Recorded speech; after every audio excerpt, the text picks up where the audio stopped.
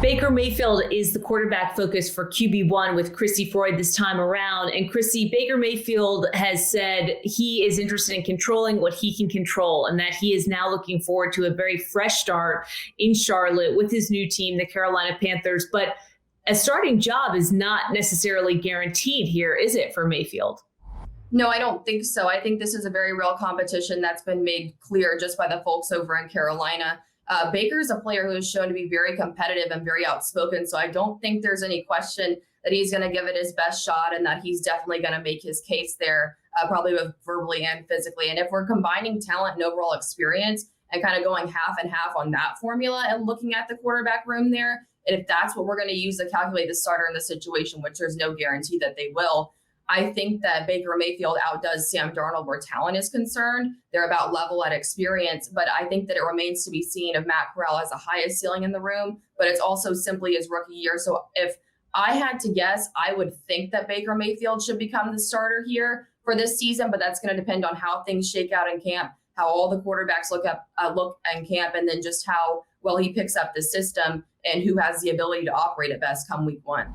Do the Panthers have a system that suits his skill set? Yeah, I think so. And I think that this is a player who has shown that he can be accurate. And I think that he still has a lot of talent and brings a lot to the table. I just think that he kind of got into even just mentally an impossible situation in Cleveland with everything that was happening off the field. He's stated before that the injury that was torn labrum on his non-throwing shoulder kind of made him feel like he lost himself. And so I feel like to an extent, you can almost kind of scrap what was going on there on the field.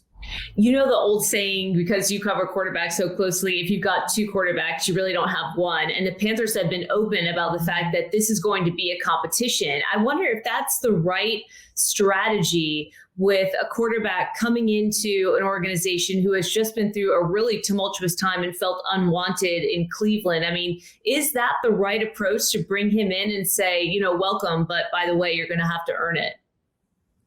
Well, I think that a lot of coaches kind of take that approach just for the fairness of competition and to push the quarterbacks more. But even more so, perhaps, is just the media narrative. There are several coaches across college and NFL football that don't want to show their cards, if you will. And so they don't really want to say who their starter will be. And I do think that there genuinely is still kind of a question there just now that he's just now gotten there. But I also think that it's hard to believe that Sam Darnold is going to start and finish this season as a starter.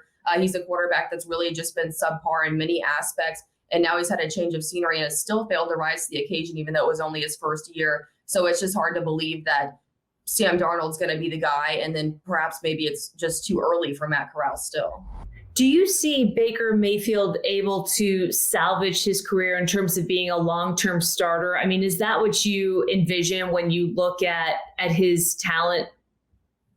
Yeah, I think he's shown some flashes that he can absolutely build upon, but he's going to have to find a level of consistency here that was just so wildly up and down, especially last year. And then building relationships. I think that there were some disagreements between himself and the teammates and others that showed in Cleveland that dismantled a lot of things.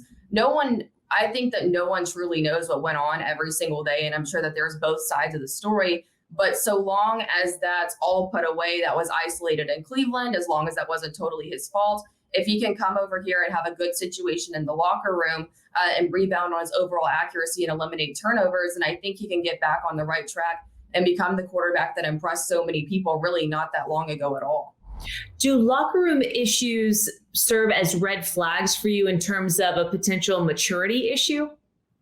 Yeah, I think that they can, but there's also the question, like I said earlier, I know that Baker Mayfield's very outspoken and that his personality is perceived, people either love him or they hate him, but it's kind of a question of how much of a role did people like OBJ play in that disagreement, who was in the right, who was in the wrong. Despite all the media reports, that's something that just on a personal level, we'll really never know. But I do think that just the narrative, just at first glance, people would go, oh, well, maybe something's a little bit off with that guy. But he could come over to Carolina and get along great with everyone. That could all be in the past. It's going to be a fun it's going to be a fun training camp to follow for sure. Absolutely, between those two. And hopefully if a fresh start is what he needs, maybe this could be the start of a new chapter for Baker Mayfield after what has been a very difficult stretch for the quarterback. QB1 with Crissy Froyd. Crissy, thanks.